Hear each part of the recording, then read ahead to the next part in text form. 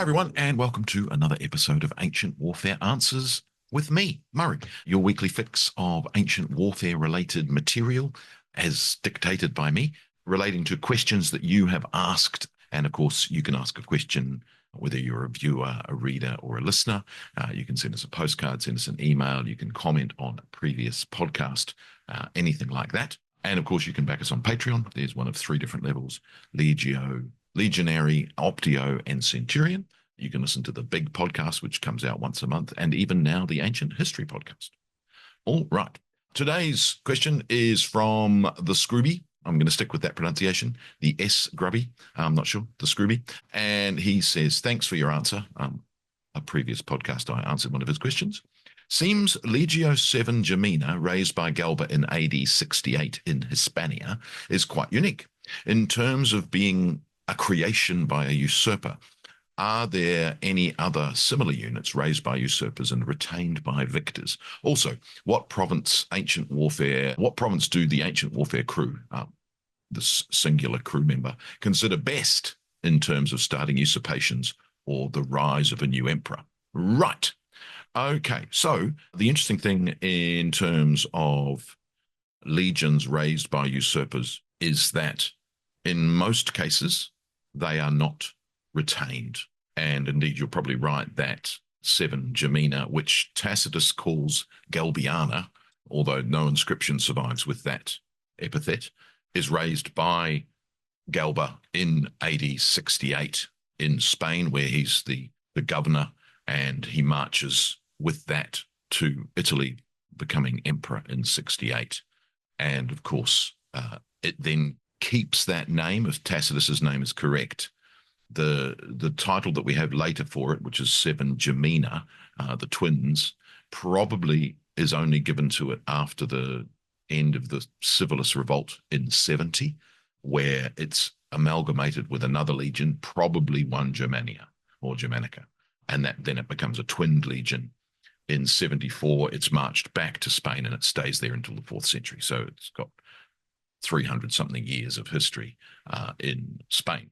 Of course, it's commanded at one point by the future Emperor Hadrian and future Emperor Trajan, and it stays in its base at Castra Legionis, or the modern town of Lyon in Spain. Now, so there's that. There's some other legions that are raised and immediately disbanded. Mesa has one when he starts a legion, starts his own revolt in 68, possibly at the encouragement of Galba, although, of course, he's put to death by Galba or on Galba's orders. His legion is disbanded. There's one Adutrix, which is raised by Galba as emperor, and that's kept, so it's not quite a usurper legion. You then get some legions later in the 4th century. There's the usurpers in 350. Decius, no, not Decius. Decantius and Magentius, his brother. Those two legions, shifted by Constantius II when he defeats that usurpation. He doesn't disband them, he sends them to the east. And so we find them at the siege of Amida, according to Ammianus Marcellinus, and they are sort of sent there to be away from their home territory, and to prove their loyalty, they mount several attacks, sallies from Amida, so much so that Constantius II erects statues of them at Ephesus, and it's sort of, that's them being brought back into the fold of loyalty.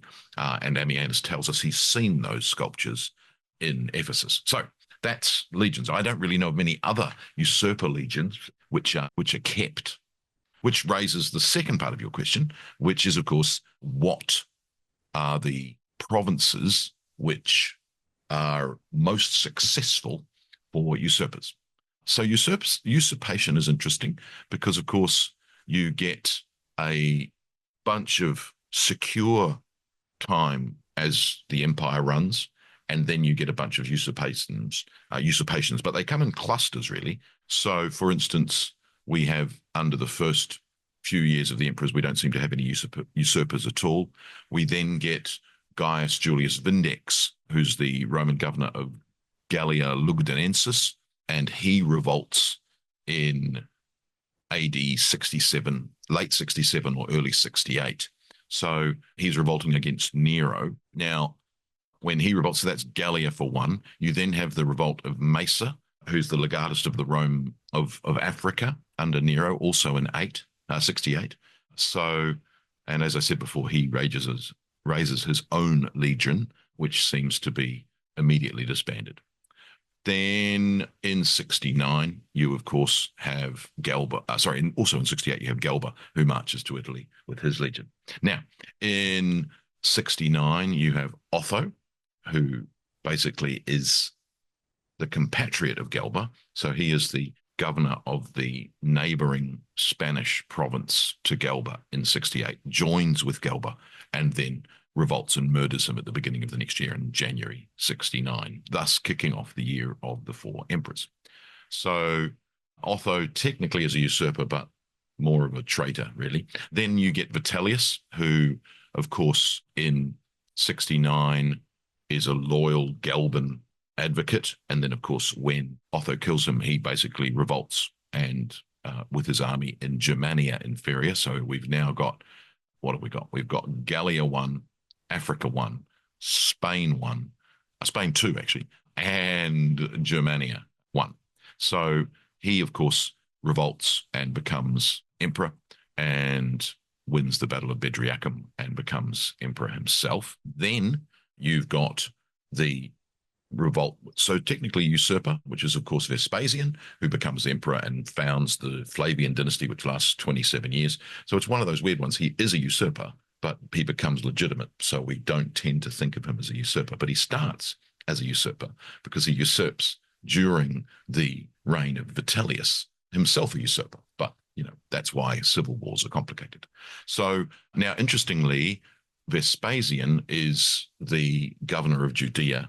Well, he's the commander of the army conquering Judea, and his main support is from Mucianus, who's the governor of Syria, who's got 4 legions. Vespasian himself has 3.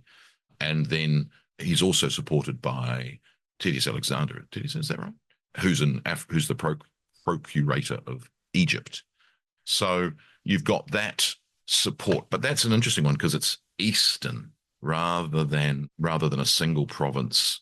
The story of Vespasian's usurpation is it's a groundswell of support throughout the East, especially in Egypt, Judea, and Syria, and the others follow suit simply because the army that he can bring to bear is much bigger. And of course, the 3rd Legion, Gallica, has also been in Syria and has been transferred to Moesia. And so the procurator of Egypt says they too will be loyal to you, and they are. And they bring the other legions from Pannonia across. More of that, none. So you therefore get the establishment by Vespasian of the new dynasty. Now, that doesn't end the usurpations because, of course, whenever there's civil wars, there's generally multiple people declaring themselves. Some are better known than others. We do know, for instance, of the Civilis Revolt or the Batavian Revolt, which begins in 69 against Vitellius, and then it is squashed by Vespasian. And it's hard to know whether Civilis wanted to do a breakaway empire or set himself up as the emperor as a competitor. He seems to try at some point to say that he was a partisan of Vespasian, but that's not accepted, and he's fought against by Cerealis and others. Now, at the same time, there's another revolt in Gaul. Gaul's now on 2, which is Julius Classicus and Julius Tutor, who revolt against the commander Hordinonius Flaccus, who's murdered in AD 70. So you get all of that happening. You also get this interesting thing of the Nero reborn, which is much later. Augustine talks about it. But in fact, there are 3 false Neros in the Flavian era, one under Vespasian very soon, so in 69, 70, one under Titus and one under Domitian. And in all 3 cases, you have people claiming to be Nero and the idea that Nero wasn't in fact killed in 68 and was coming back. So the first one is on Kythnos in Greece, the second in Pontus and got the support of the Parthians, and the third is in Asia, also supported by the Parthians. You then have a period of stability, despite those false Neros, where you have the Flavian dynasty, and then, of course, in AD 88, you have Lucius Antonius Saturninus, sorry, and he has a revolt in Germania, so Germania is now on two, and the revolt of Saturninus involving the 14th Legion and the 21st Legion. Tricky to know, was he splitting away or did he want to become emperor? Most of these are, they wanted to become emperor. We then get a much longer period of stability. And the next usurper is in 175. And in 175, I mean, there's lots of revolts. For instance, when Marcus Aurelius becomes emperor, there's a revolt in Britain, there's a revolt in Germany, and one in Africa, and one in the East. So these are both foreign and domestic. But the next sort of usurper we hear about is Gaius Avidius Cassius, who is a Syrian general of Marcus Aurelius's. But more than that, he's not in command of a province, he's in command of the entire East. So he's given an overwhelming imperium for the East, known as the Rector Orientis. So he's commanding in the East, whilst Marcus Aurelius is distracted by the Marcomannic War. And in 175, he gets news from Marcus Aurelius's wife saying that Marcus Aurelius is very sick and almost dead. On that false rumor that Marcus Aurelius is going to die, he declares himself emperor. It doesn't last very long, however, because one of his own centurions murders him, probably as soon as he discovered that Marcus Aurelius, in fact, wasn't dead. So, we've been lied to. You lied to us. Off with your head. Sends the head to Marcus Aurelius to prove that the usurper is dead. So that's the East. So again, it's like Vespasian. The entire East revolts. Now, I'm going to stop this in the 3rd century because the 3rd century becomes far too confusing when it comes to usurpers, because everyone usurps in the 3rd century. We then have Pertinax in 193, and it's one of those things. We talk about the year of the 4 emperors in 69. We tend not to talk about the year of the 5 emperors in 193, and we tend not to talk about the year of the 6 emperors in 238. But more of that anon.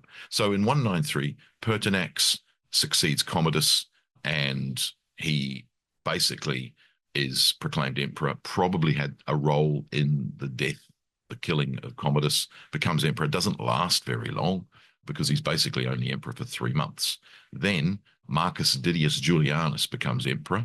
Now, he also was he had been a governor of Dalmatia and Germania, but when he buys the empire from the Praetorian Guard, who killed Pertinax, he buys it off them, and so is sort of not a governor at that point in time, so kind of neutral.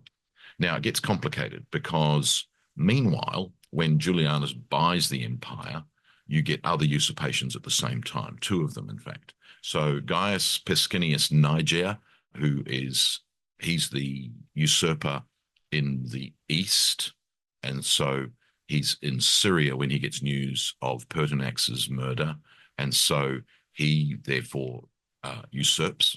Then at the same time, you get Lucius Septimius Severus, who also usurps. Now, Severus at that time was governor of Pannonia, so Pannonia makes an appearance. And so essentially what you get is Severus goes into Italy, defeats Didius Julianus, then he goes against Niger. Now, at the same time, there's another usurper in Britain and Spain, which is Decimus Clodius Albinus. Now, weirdly, when Albinus, Niger, and Septimius Severus usurp against Didius Julianus, Albinus and Septimius Severus, to begin with, work together. And so what you find is they agree that they will be essentially co-emperor, whilst Septimius Severus goes off to defeat Niger in the east, which he does at the Battle of Issus in Cilicia. Then it all turns bad for poor old Albinus because he realizes that, in fact, Septimius Severus has no plan to make him co-emperor. And so in 196, Albinus gets word that Severus has appointed Caracalla his successor with the title of Caesar, which was the title that Albinus wanted, and so therefore declares himself emperor, crosses into Gaul from Britain, gets the British garrison and the Spanish garrison, and then defeats one of Severus's minor commanders, but is himself defeated at the Battle of Lugdunum by Septimius Severus in what's apparently a massive battle with 150,000 men on each side.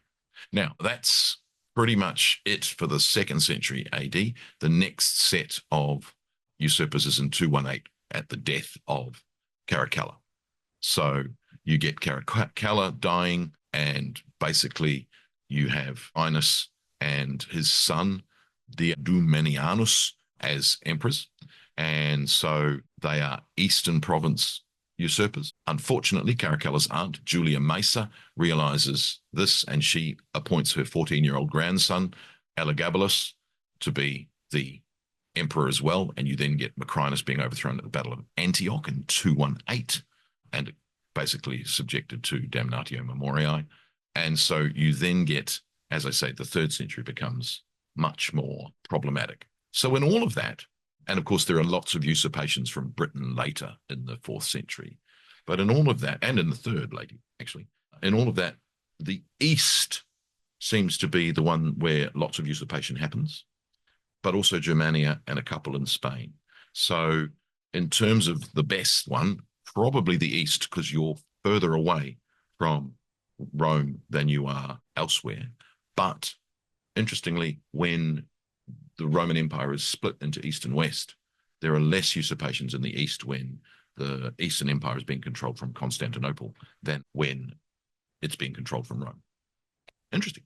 All right. So that's your ancient warfare answer for this week. Thanks for joining me, and I look forward to the next one. Thanks. Bye.